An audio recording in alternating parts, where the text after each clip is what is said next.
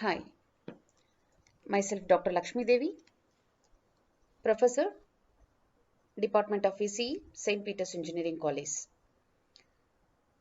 We are going to discuss in today's class regarding image compression. Under this image compression, already in the last videos, I have prepared lossless predictive coding. In today's session, we would like to see lossy predictive coding. Lossy predictive coding is one of the important technique in image compressions. Lossy compression is the class of data encoding methods that uses in exact applications to represent the content. These methods are used to reduce data size for storage, handling, and transmitting purposes. So here, first let us see the differences between lossy and lossless, a few points. Then in depth of lossy compression, we'll see that is lossy predictive compression. Lossy compression is the most commonly used compress multimedia data, that is audio, video, as well as for images and still images, as well as sequence of images, especially in applications such as streaming media and web communications.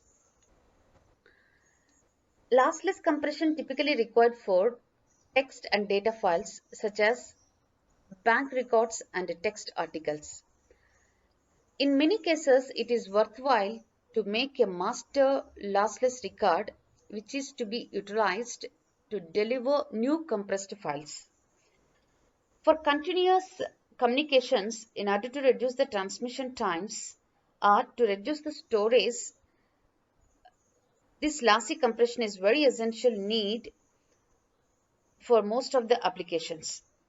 In the multimedia data, as well as in both audio, videos and images, especially in applications of streaming medias and web communications. So predictive coding, predictive lossy compression. Predictive coding has proven to be successful for lossless image compression predictive coding. So in this estimates a pixel color value based on pixel color values of its neighboring pixels. In order to enhance the accuracy of estimation of each and every pixel value, prediction scheme can help minimize the upper bound of the residual errors from the prediction. Exactly how you are generating the predicted value, what's the role of the predictor in the image compression, that too lossy predictive compression, we'll see in depth in this today's session. So explain lossless and lossy predictive coding techniques.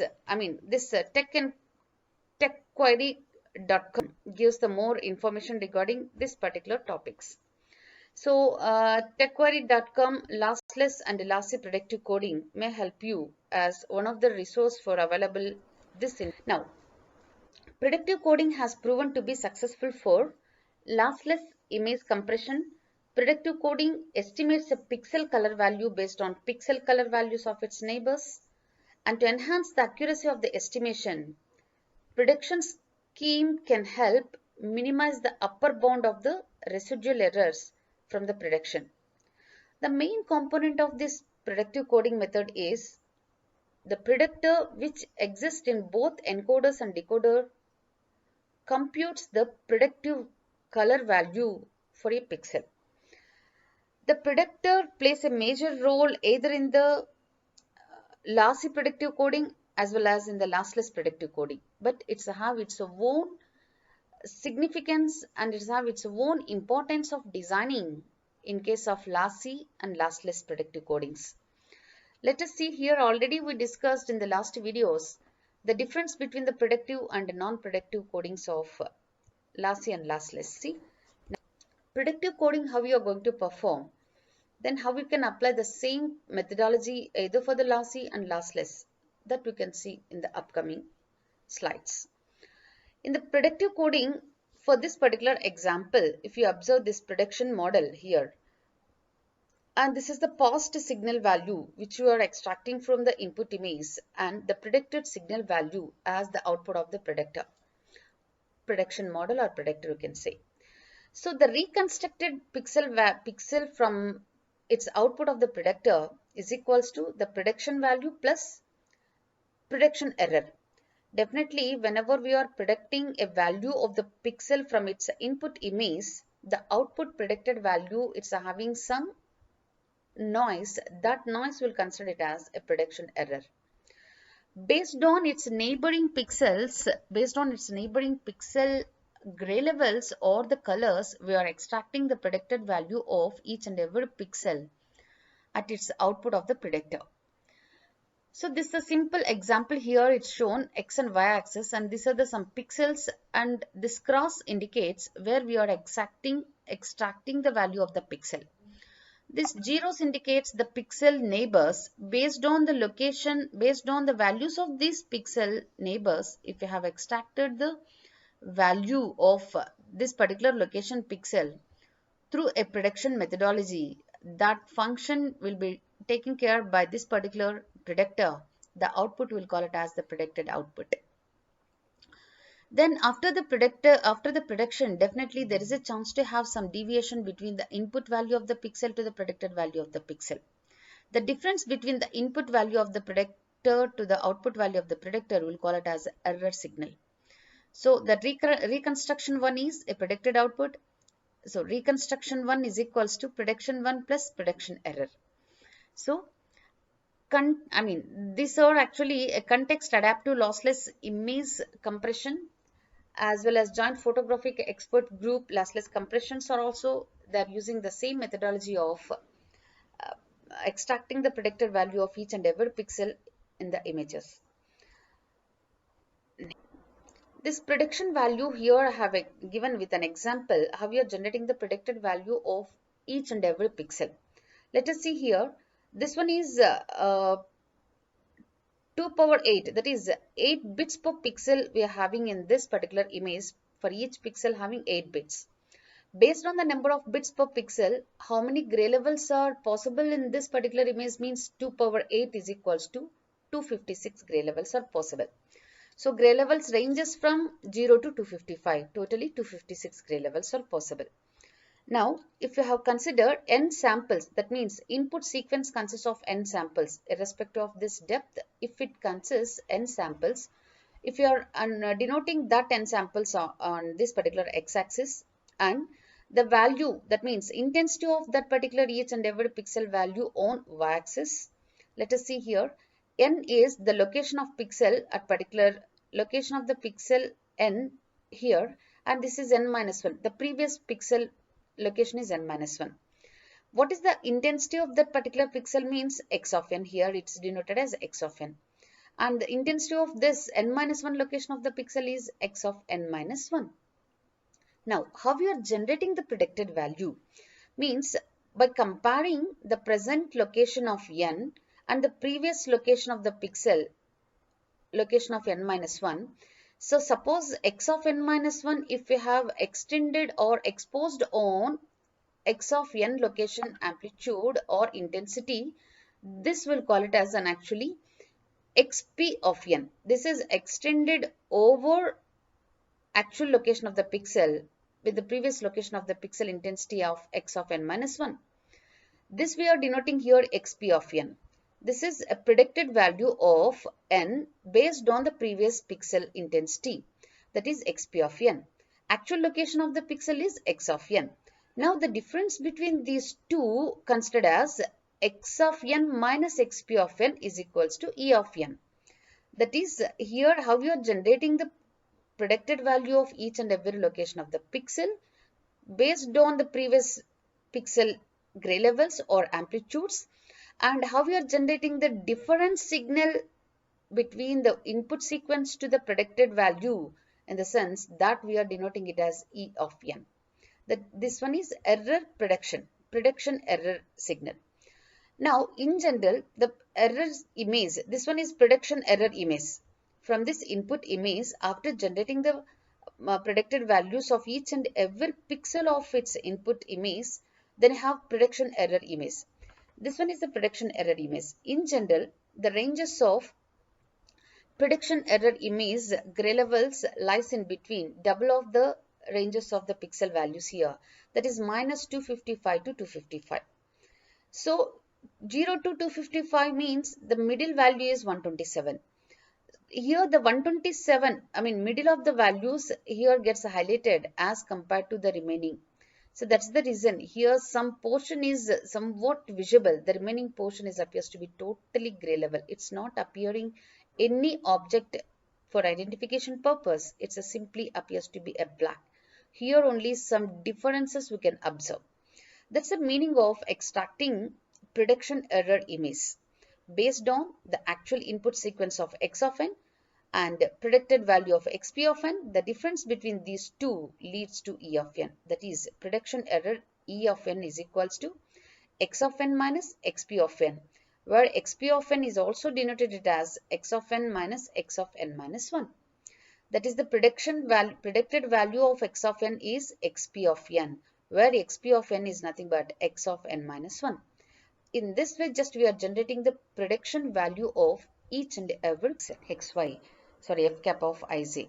So correction encoded by adaptive arithmetic coding, that is whatever the correction would like to show in this particular predicted values, that is adaptive arithmetic coding can perform those, or otherwise this is the way to evaluate one-dimensional and two-dimensional way of predicted values from its input sequence of image to its predicted image.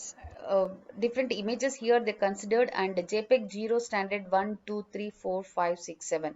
Like this 7, I mean 0 to 7 means 8 different way of evaluating the predicted values given for 4 different images. And here compressed file size in bytes of the residual image obtained using the various JPEG prediction modes. These are 4 different images and best JPEG standard values evaluated here, and graphical user interface, I mean graphical interfacing point of view evaluated predicted values here. The difference best JPEG standard having less predicted values compared to the graphic interface.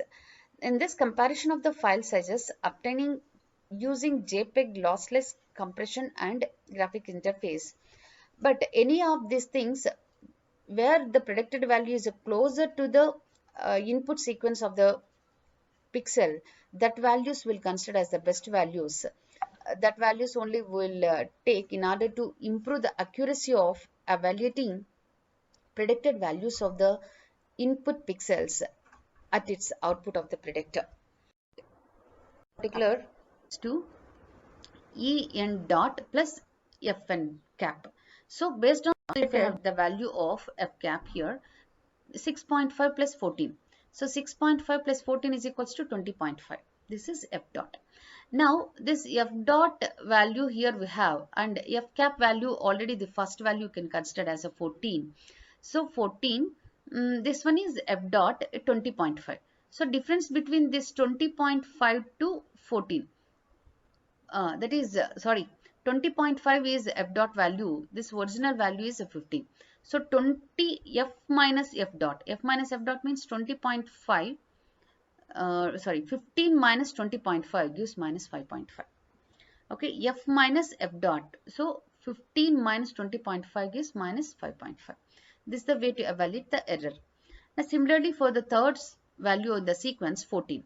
If it is a 14, now what is f dot actually the feedback value? This one is f cap is equals to f dot, that is 20.5 will come here.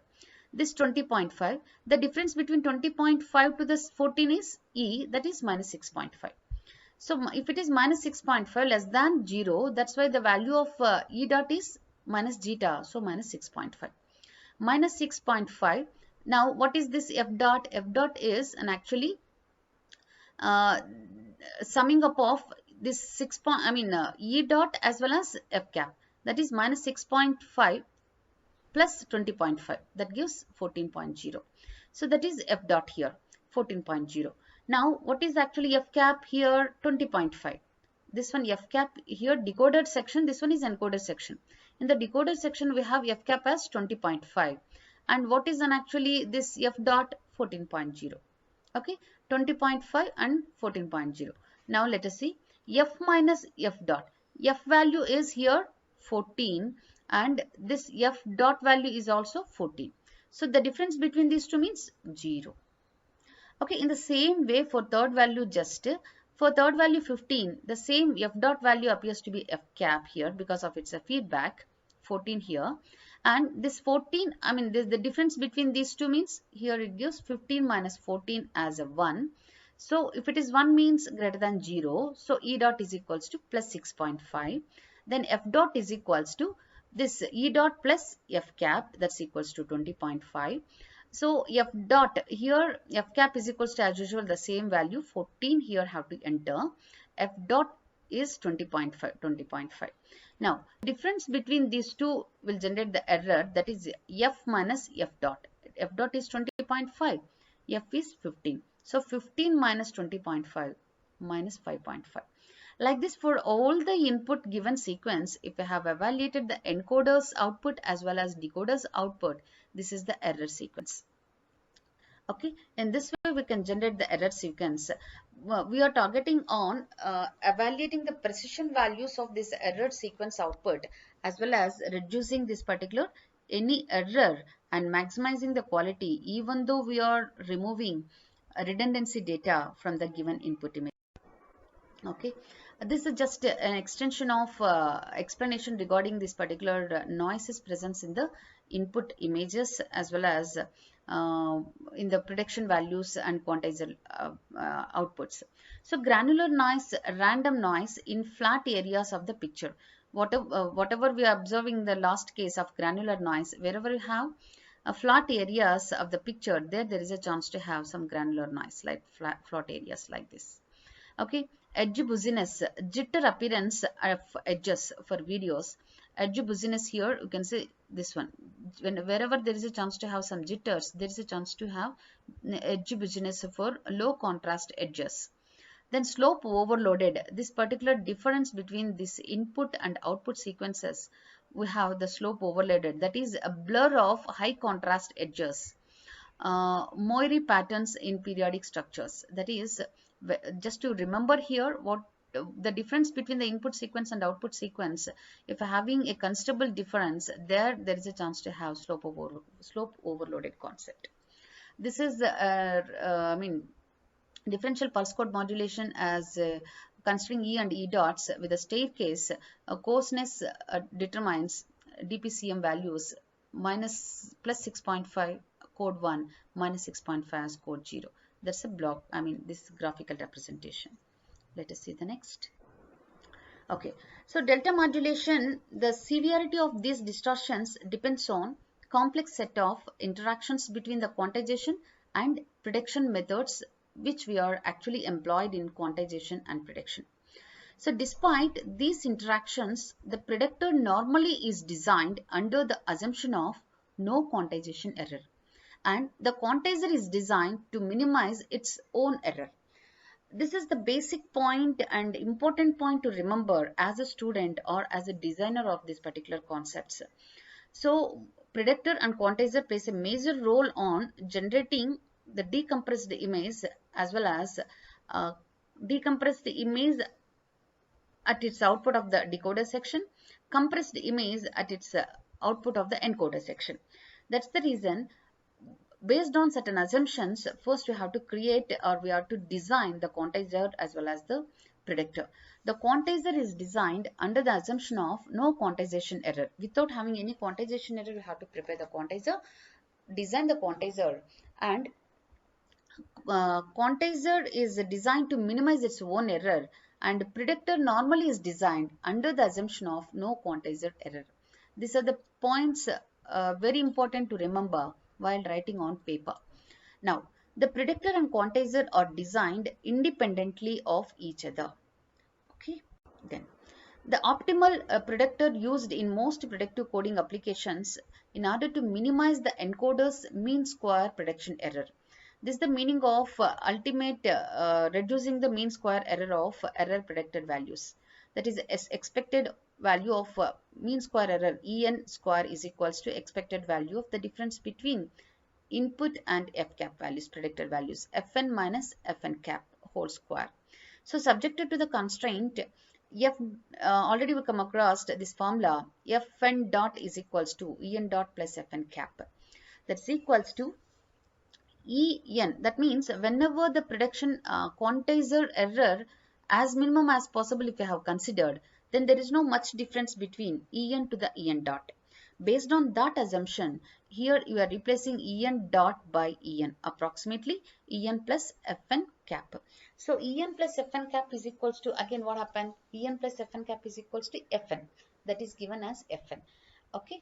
Now Fn cap in terms of actually a predicted output, already we come across the formula, predicted output formula for particular number of pixel values for generating the predicted value. If you have considered that, we are denoting it as f cap of f cap n is equals to sigma I is equals to 1 to m alpha I fn minus I. Okay, number of samples considering that is 1 to m number of samples, and alpha is a prediction coefficient, and fn minus I is considerable location of the pixel with respect to the present location of the pixel. So that is, the optimization criteria is chosen to minimize the mean square prediction error. The quantization error is assumed to be negligible. So in that case, En dot is equals to En, and the prediction is constrained to a linear combination of m previous pixels. These restrictions are not essential, but they specify the analysis considerably and at the same time decreases the computational complexity of the predictor. The resulting predictive coding approach is referred to as differential pulse code modulation. Under these conditions, the optimal predictor design problem is reduced to the relatively straightforward exercise of selecting the m prediction coefficients that minimize the expression. So E expected value of En square is equals to expected value of E Fn minus, in place of Fn cap, if I have entered that prediction formula, sigma I is equals to 1 to m alpha I Fn minus 1 I to the power of whole square. So differentiating this equation with respect to each coefficient, equating the derivatives to 0 and solving the resulting set of simultaneous equations under the assumption that Fn has mean 0 and variance yields. Variance in general we are denoting with the sigma square, but here alpha is equals to capital R to the power of minus 1 into R. What is R? And what I mean, alpha is actually here we are denoting as a variance as well as a prediction coefficient. But here what is R means?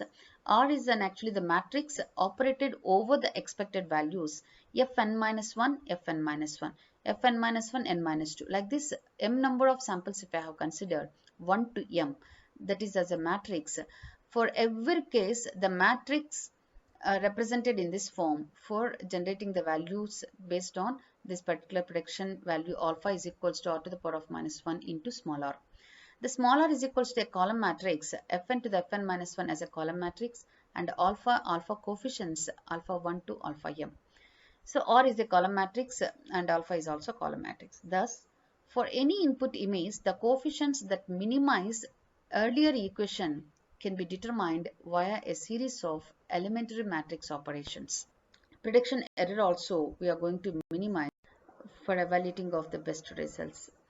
Now finally, the sum of the prediction coefficients normally is required to be less than or equals to, on that case, sigma I is equals to 1 to m alpha I is less than or equals to 1. This restriction is made to ensure that the predictor's output falls within the allowed range of gray levels and to reduce the impact of transmission noise, which is generally seen as horizontal streaks in the reconstructed image. Reducing the differential pulse code modulation decoder's susceptibility to input noise is very important, because a single error under the right circumstances can propagate to all future outputs. It's very essential to minimize as minimum as possible the input noises which are actually encountered at decoder section as well as the encoder section. These four equations we have used in order to generate the predicted values for the input given image. That's the meaning here given. A to D shows the prediction error images that result from using the predictors of last four equations. The visually perceptible error decreases as the order of the predictor increases. So the standard deviations of the prediction error distributions follow a similar pattern.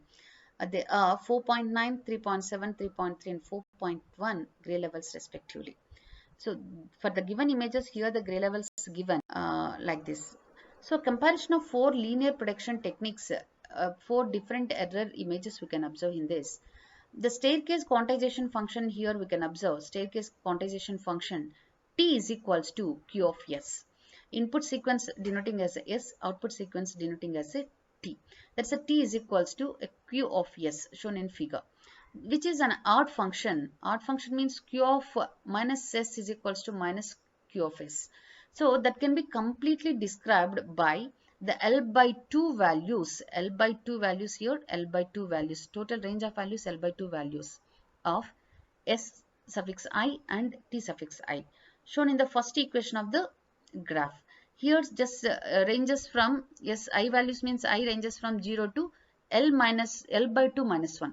That's the meaning of total ranges values L by 2. But ranges means 0 to L by 2 minus 1. These breakpoints define function discontinuities and are called decision and reconstruction levels of the quantizer. This particular breakpoints define function discontinuities and are called decision and reconstruction levels of the quantizer. This is a typical quantization function, how we are considering the input values and extracting the output, input values and output values. So this is actually the quantization function, how we are generating the values from its input sequence to the quantized output. Minus Ti. Above equation is a consequence of the fact that Q is an odd function. Based on this Si, S minus I suffix is equals to minus Si, T minus I is equals to minus Ti. This itself indicates the fact that Q is an. Okay, example of this optimal predictive coding, differential pulse code modulation here given. For any number of levels or for any number of levels we'll consider, the Si and Ti that satisfies these three equations are optimal in the mean square error sense. The corresponding quantizer is called L-level Lloyd max quantizer. Table list here 2 levels, 4 levels as well as 8 levels. Lloyd max decision and reconstruction levels for a unit variance Laplacian probability density function.